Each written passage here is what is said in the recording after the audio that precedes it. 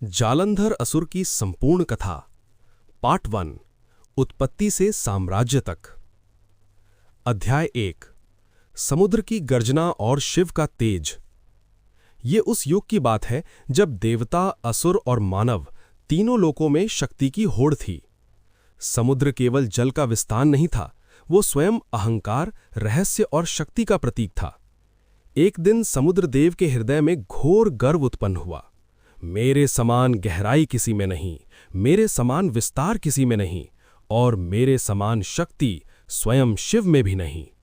ये विचार जैसे ही समुद्र के भीतर उठा, समुद्र में भयंकर हलचल मच गई। लहरें पहाड़ों से टकराने लगीं, आकाश तक जल की धाराएं उठने लगीं, और तीनों लोक कांप उठे। देवताओं ने भयभीत होकर कैलाश की ओर देखा। दोस्तों, लाइक, कमेंट और सब्सक्राइब जरूर करें। अध्याय 2 शिव का क्रोध और तेज का विस्फोट। कैलाश पर स्थित शिव ध्यानस्थ थे, पर जैसे ही समुद्र का ये अहंकार शिव तक पहुंचा, उनकी तीसरी आंख के पास तेज कंपन हुआ। शिव ने आंखें खोलीं, उनकी दृष्टि समुद्र पर पड़ी। जो स्वयं को शिव से बड़ा समझे, उसका अहंकार ही उसका विनाश बने। महादेव ने अपने तीसरे नेत्र से एक प्रचंड तेज निकाला। वो तेज अग्नि नहीं था, वो शुद्ध संहार की चेतना था। वो तेज सीधे समुद्र में जा गिरा। अध्याय 3 समुद्र से जन्मा राक्षस। जैसे ही शिव का तेज समुद्र में समाया, समुद्र फटने लगा, जल उबलने लगा, आकाश काला हो गया, और उसी क्षण समुद्र के गर्भ से एक दिव्य राक्षसी आकृति प्रकट हुई। उसका शरीर वज्र के समान कठोर था, उसकी आंखों में अग्नि थी और श्वास में गर्जना। वो बालक नहीं था, वो जन्म लेते ही पूर्ण असुर था। समुद्र ने कांपते हुए कहा, हे महादेव, ये आपका ही तेज है, इसे स्वीकार कीजिए। शिव ने शांत स्वर में कहा, ये मेरा पुत्र नहीं, ये मेरे क्रोध की छाया है। उस असुर का नाम रखा गया जालंधर, जो समुद्र से उत्पन्न हुआ, जल प्लस अंधर। अध्याय 4 ब्रह्मा से वरदान। जालंधर कुछ ही समय में युवा फिर योद्धा बन गया।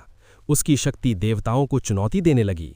उसने तपस्या आरंभ की, इतनी कठोर तपस्या कि सूर्य मंद पड़ गया, अग्नि ठंडी हो गई, देवताओं के सिंहासन हिल गए। अंततः ब्रह्मा प्रकट हुए।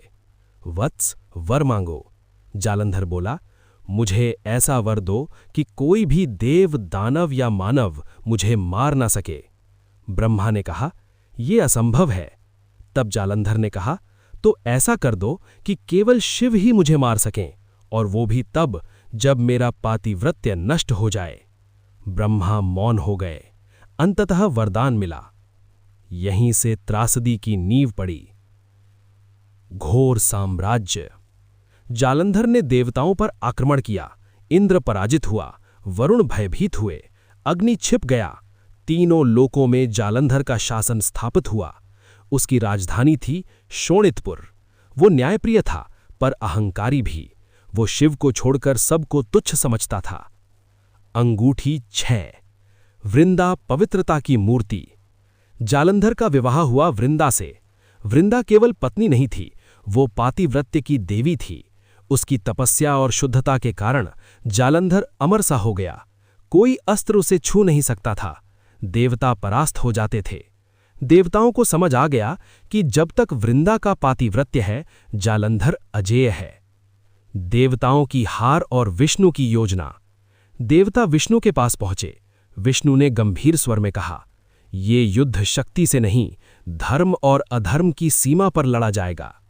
विष्णु जानते थे, जो होने जा रहा है वो धर्म का सबसे कठिन निर्णय होगा। अभी कहानी की शुरुआत है। आगे आने वाले भागों में विष्णु का छल, वृंदा का पतन, शिव और जालंधर का महासंग्राम, जालंधर का अंत और धर्म का सबसे कड़वा सत्य। यहां पार्ट 1 समाप्त। दोस्तों, लाइक, कमेंट और सब्सक्राइब जरूर करें।